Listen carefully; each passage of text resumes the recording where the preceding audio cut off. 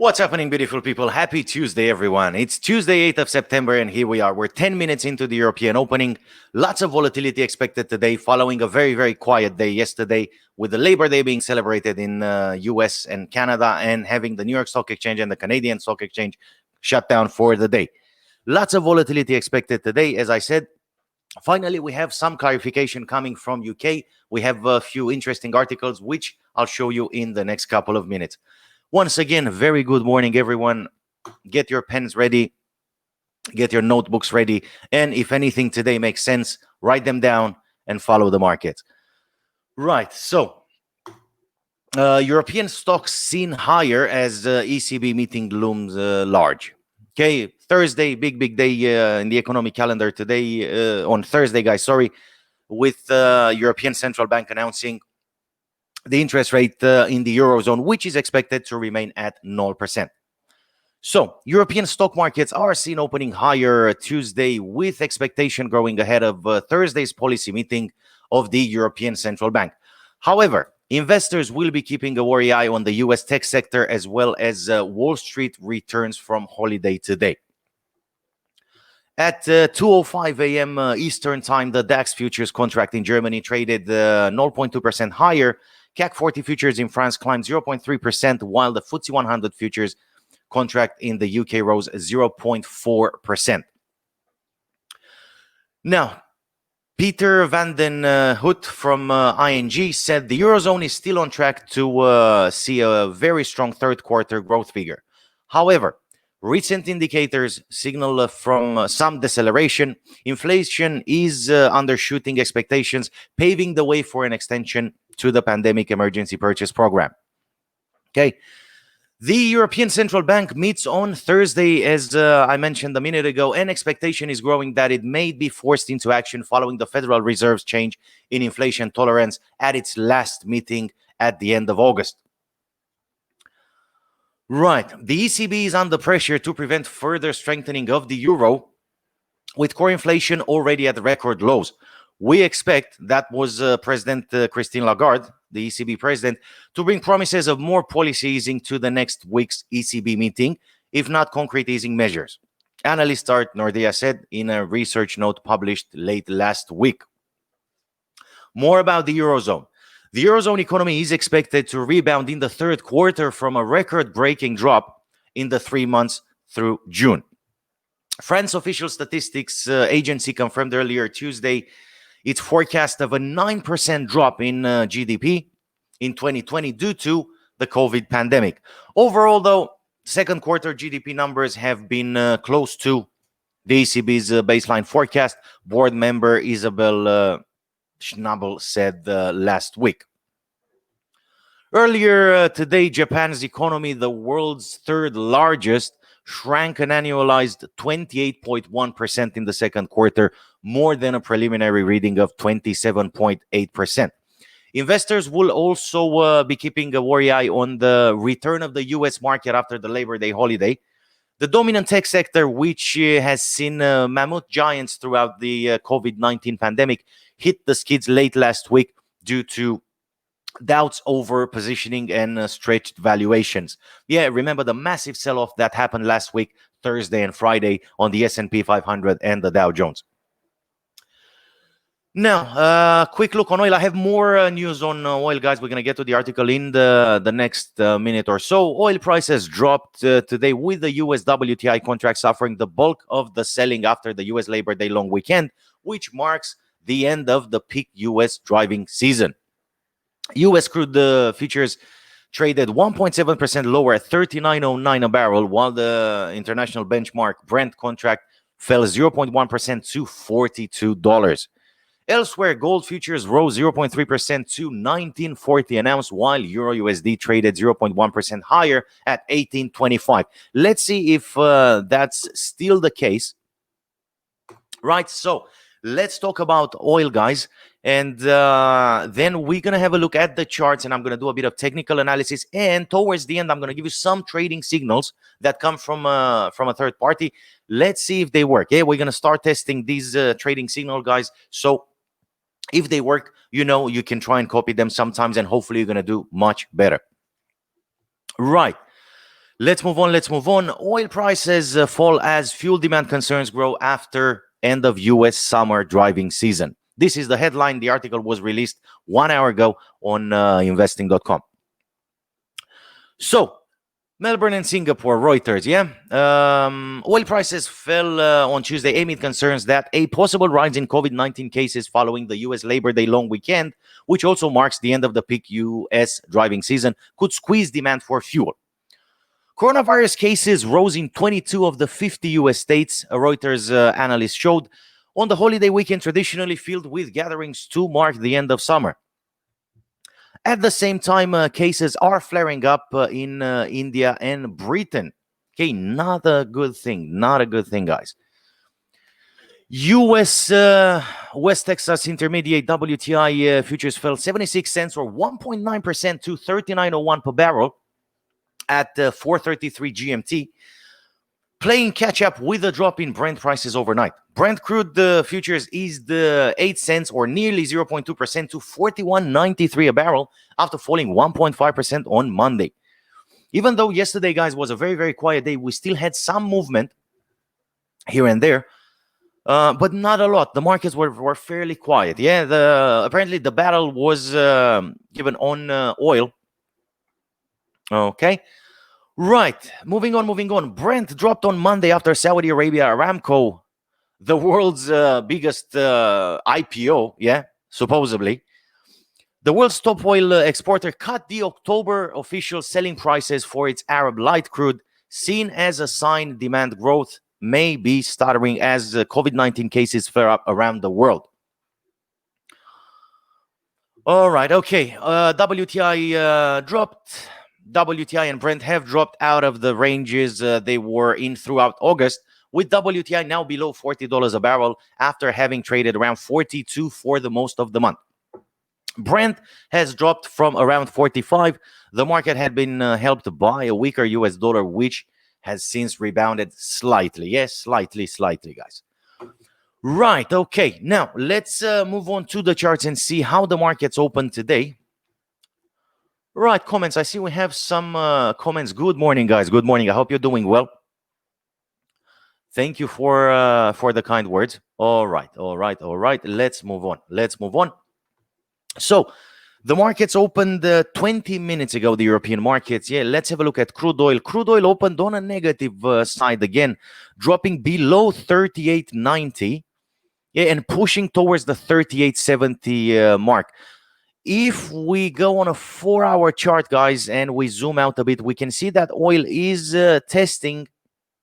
Yeah, it's at its support level for the third time, yeah, in the last month or so, and it's testing the support level at 38.77. Okay, or 38.80 from what I can see on the charts. Pushing lower today, we can see the RSI and the stochastic way in the oversold section. So I'm quite confident. I'd say on a scale from 1 to 10, I'm about 5. Yeah, confident that at the American opening today, we might see the reversal and the correction that we were targeting.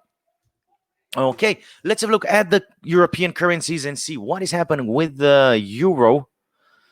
Okay, the euro again opened on a negative side. We can see the RSI not having the strength to move over the 54% mark and setting the range, yeah, between 70 and 30. We can see the RSI pointing downwards. We look at a stochastic. Stochastic again is pointing downwards, lacking the power of going into the overbought area, as we see here. Okay, the pound also opened in red. Apparently, the news that the UK Prime Minister Boris Johnson is looking to potentially scrap the Brexit deal if they don't agree within their terms and conditions on the 15th of October. Okay, then the deal might be scrapped. We might see UK finally leaving the European Union. And unfortunately, we might see UK leaving without the Brexit deal. But there's still plenty of time ahead. Plenty of things can still happen. Okay, so it doesn't mean that the GBP USD, that the cable is definitely a sell position. We can see interesting support levels for the pound as it stands right now at 130.56. Okay, if the pound will manage to break through the 131 level, which is showing right now. Okay, so this is the range. Yeah, we're looking at if a breakout towards the downside will happen at 131, then most traders will very likely target the 130.60 mark, which is the previous support level. Now, moving on to the USD JPY, guys. The USD opened, funny enough, on a positive note today at the European opening.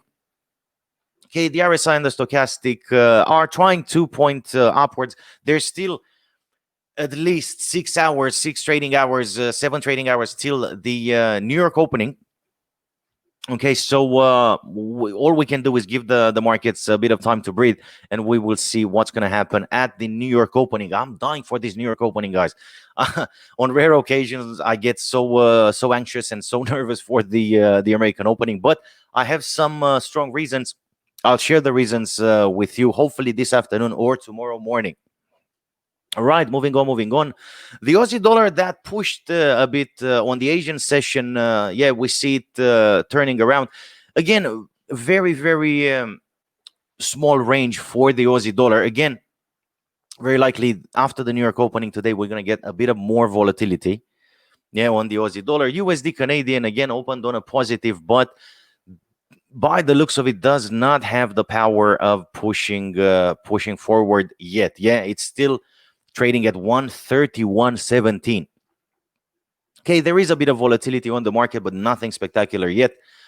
Let's give the markets a bit of more time to react. Yeah, the S&P 500 and the Dow Jones literally unchanged as the market was closed yesterday due to Labor Day holiday. Okay, having a look at the dollar index futures. Yeah, we see the dollar index futures again opening on a positive today. And apparently it performed a correction of 100%. Yeah, after the drop. Yeah, there you go. You can see the corrections. So the drop started there. Okay, that's the bottom, and now we're looking at the price. Yeah, coming back up. For the experienced traders that know how to use the Fibonacci tool, the Fibonacci would have been very, very helpful a few days ago. Yeah, to try and get the correction level and set your take profit levels. Right, moving on. Let's have a look at gold. Gold opened very shy today. I can't tell if opened on a positive or on a negative. As you can see, we have what's that? A shooting star, if I'm not mistaken. That's the name of the candlestick. Okay, lots of volatility on gold. Looking at it on a 4-hour chart, okay, we can see gold trading at its lows. Yeah, being well supported by this support level there. All right, and if we go by the pattern, then gold very likely will correct at least up to that level. Okay, even though gold might be looking in a bit of a downtrend. Okay, as we look at it right now. Yeah, if it's going to continue the downtrend, even if it's going to continue the downtrend, then to continue this pattern, we're looking at a small correction, which usually is done, is made up to the 50% mark. Yeah, if it makes sense. So it might correct up to that level and then continue the downtrend. Okay, there's always a small correction, even if the asset is in a downtrend or in an uptrend. Okay, we're gonna wait for the markets to digest the news today, and obviously we're waiting for the New York opening to give us the direction for this afternoon. Yeah, silver very, very similar with gold. Okay, is trading at its lows, very close to a support level. Okay, RSI stochastic are pointing upwards, so hopefully we're gonna get a bit of boost on silver prices as well. Okay, let's have a look at the Bitcoin. Bitcoin is trading a bit higher than yesterday, guys. If you remember, it traded at 10,000 in the morning. Then during the day, it dropped at 9.8. Okay, then it corrected. So now it's currently trading at 10,301. Okay, testing this support level there. Okay, it's very close to the support level at 10.025 from what I see here. Okay, RSI and stochastic, if it makes any sense, are pointing downwards. RSI apparently doesn't have the power of going to even 50%. Yeah, as you can see, it turned around at 47%. Okay, usually that indicates a bit of a downtrend. Okay, looking at the candlestick formation again, that might indicate a bit of downtrend. Okay, let's see what will happen later on today. Now, interesting article from Market Pulse, oil and gold under pressure. Hey, let's see what they have to say about the black gold. Yeah, oil testing 2-month support. Oil is hovering around technical support, having pushed against these levels on the opening day of the week. Brent crude dipped briefly below 42 and WTI 39, but both having recovered a little to sit just above these levels. The declines yesterday took both to more than 2-month lows, and despite climbing back above support levels, both continue to look very vulnerable to a more significant correction in the coming weeks. Okay, this is what's happening with oil. That's Market's Pulse opinion, obviously. Now, gold looking shaky. Yes, it does look a bit shaky, guys. It all has to do with the US dollar. The dollar made small gains on Monday and could be showing signs of heading for a corrective move, having come under heavy selling pressure the last few months. The greenback sell-off has lost momentum, and a small recovery could be next, which does not bode well for gold as it tries to rediscover its mojo. The long-term outlook looks good for gold even now as it trades above 1900, but short-term may look at little less bright.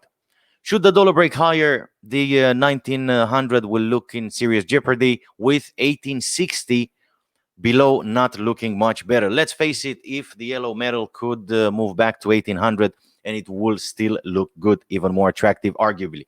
Yes, the logic behind it is that when do you buy? When the price is low. So if gold is dropping even more, to 1900 and 1800, then very likely we're going to have a lot of traders looking to buy the gold, because it performed that pullback that I'm talking about every day. Yeah, there will be a pullback regardless of the trend up or down.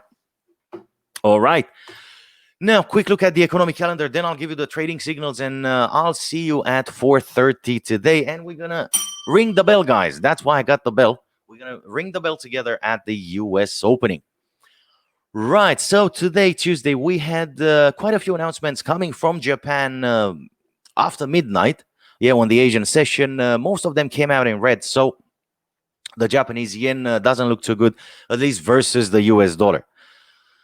The only good thing that came out on the Japanese yen is the gross domestic product, which came at minus 28.1%, versus a prediction of 28.6%. Okay, and the quarterly GDP that came out at minus 7.9% versus a prediction of minus 8.1%. Okay, then we had the French non-farm payrolls, which came out negative, putting a bit more pressure on the euro. The German trade balance came out positive, giving the markets a bit of balance. And exactly at lunchtime today, GMT plus 3, guys, we're waiting for the gross domestic product, quarterly or nearly, for the Eurozone. Okay, this is what's expected in the economic calendar today. Most events have been already announced. Now, we all keep an eye on the GDP that will be announced at lunchtime. Hopefully, that will push the euro a bit higher, guys. I don't know about you, but I need the euro to go a bit higher. Now, as I was saying, some trading signals from our friends at ForexCube. Yeah, as you go on their website on forexcube.com, at the top of the website, all you have to do is click on signals. Okay, and you're going to see the latest market signals they provide. Yeah, they give you short-term signals, long-term signals, and all signals. Now, as you can see, 13 minutes ago, we have two strong sell positions on a 15-minute chart and on a 30-minute chart on platinum. Okay, USD Canadian 15 minutes ago, according to these signals, turned into a buy position on a 15-minute chart. Oh, sorry about that. Let me go back. Right, there we go. Yeah, GBP USD 23 minutes ago, the signal was a buy on a 15-minute chart. So these are short-term positions, intraday positions if you're trading on a 15-minute chart. Okay. If you decide to open positions on a 15-minute chart, then usually traders that do that keep positions open for about 2 or 3 hours. Okay. This is intraday trading. Yeah. So you need to keep an eye on the chart, guys, and see what's happening. Once your trade goes into profit, it's entirely up to you if you want to close it with a profit or if you want to keep it open for a longer period of time. Now, luckily, these guys are giving us the entry price, the stop loss, and the take profit levels, which again are optional. Yeah, they are optional. It's entirely up to you if you want to set a take profit or a stop loss. It's not a must that you set both of them. Yeah, you can only set one of them, either the stop loss or the take profit. It depends what your target is. Right. Okay. Now, this being said, guys, join me at 4:30 Europe time, and let's ring the bell together for the New York opening. Big volatility expected today at the New York opening, guys. It is not very common that the American market is closed, and you definitely saw the impact on the European markets yesterday. They barely moved. So we need the American market to have that volatility to try and make a bit of profit. All right. This is what's going on. Join me at 4:30 today, and let's ring the bell together for the American opening. Until then, remember to trade responsibly, and may all your trades be in the money.